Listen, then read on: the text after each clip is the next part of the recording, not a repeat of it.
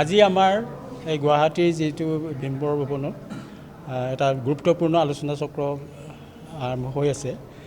যদিও মানে সিদ্ধান্তলৈ অহা নাই, যদিও আমাৰ মোটামুটি প্ৰায় সিদ্ধান্তলৈ অহা হৈছে। সেইখিনিৰ ভিতৰত হ'ল আমাৰ যিটো দেউৰী জনগোষ্ঠীৰ কাৰণে যিহেতু ভাৰতীয় সংবিধানৰ এটা স্বকীয় জনগোষ্ঠী হিচাপে তেওঁলোকৰ অনুসূচিত জনজাতি হিচাপে তেওঁলোক বিদ্যমান, গতিকে তেওঁলোকৰ ভাষা কলা কৃষ্টি এটা স্বকীয়তাৰে মহিয়ান এটা জনগোষ্ঠী। গতিকে তেওঁলোকৰ কাৰণে আমি একোটা নিজস্বকৈ 244 আৰ্টিকল 244 ছাবছেকশ্যন 2 তাত যিটো ভাৰতৰ সংবিধানত যিটো আমাৰ ধাৰা আছে আৰ্টিকল, সেইটোত আমাক ষষ্ঠ অনুসূচী দাবী কৰিবৰ কাৰণে আমি এটা সিদ্ধান্ত লোৱা হৈছে। আৰু বিশেষকৈ যিহেতু অকল জনগোষ্ঠীৰ কাৰণেই নহয়, গতিকে এইটো এটা অঞ্চলবিলাকৰ কাৰণেও হ'ব পাৰে। গতিকে সেইকাৰণে দেউৰী আচং স্বায়ত্ত সাহিত্য পৰিষদ এনেধৰণৰ আমি প্ৰপ'জেলৰ কাৰণে আমি আলোচনা চলি আছে। আৰু কোনো পধ্যেই আজি আলোচনাৰ পৰা এইটো এটা স্পষ্ট হৈছে যে কোনো পধ্যেই কোনো এটা জনগোষ্ঠীৰ আণ্ডাৰত আমাৰ দেউৰী অধ্যুষিত জিলা বা গাঁও কোনো এটা অঞ্চল তাত অন্তৰ্ভুক্ত হ'ব নোৱাৰে বুলি আজি স্পষ্টভাৱে সিদ্ধান্ত লোৱা হৈছে।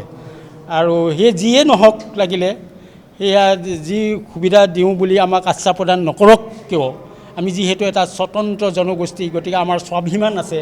আমাৰ স্বাভিমানে আমি জীয়াই থকাৰ কাৰণে আমাৰ সাংবিধানিক যিটো আমাক সুৰক্ষা দিয়া হৈছে, সাংবিধানিক আমাক কবচ দি থোৱা আছে, সেই কবচটো লোৱাৰ কাৰণে আমি বদ্ধপৰিকৰ আৰু যিকোনো মূল্যৰ বিনিময়ত আমি সেইটো কৰাৰ কাৰণে আগবাঢ়িছোঁ। গতিকে সেইখিনিয়ে প্ৰধান আজি সিদ্ধান্ত।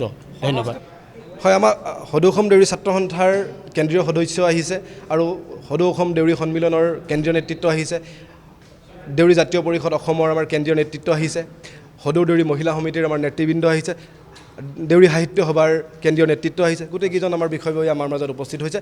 আৰু এটা কথা আমি ক'ব লাগিব যে সদৌ অসম দেউৰী ছাত্ৰ সন্থাই পূৰ্বপুৰুষাই ডিমাণ্ড কৰি আহিছিলে যে আমাক ষষ্ঠ অনুসূচীত স্বায়ত্তশাসন প্ৰদান কৰিব লাগে, ষষ্ঠ অনুসূচীত আমাক স্বায়ত্তশাসন প্ৰদান কৰিব লাগে। কিন্তু আমি দেখিছোঁ যে একেই জনগোষ্ঠী, একেই ট্ৰাইবেল জনগোষ্ঠী, একে জনজাতিৰ লোকক আজি 3টা জনগোষ্ঠীক মিচিং, ৰাভা, তিৱাক তেওঁলোকে ষষ্ঠ অনুসূচীত প্ৰদান কৰিব লাগে। অসম চৰকাৰে ইতিমধ্যে কেন্দ্ৰীয় চৰকাৰলৈ প্ৰতিবেদন প্ৰেৰণ কৰিছে।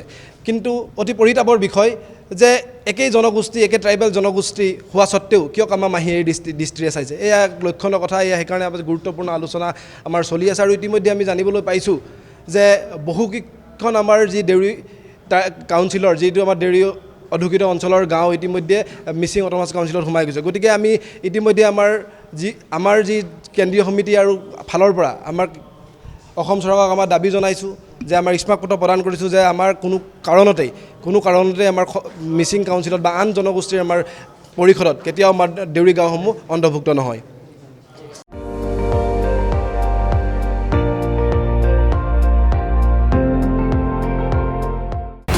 আপুনি চাই আছে ND24, সৰ্বশ্ৰেষ্ঠ নহয় সৰ্বোত্তমৰ দৌৰত।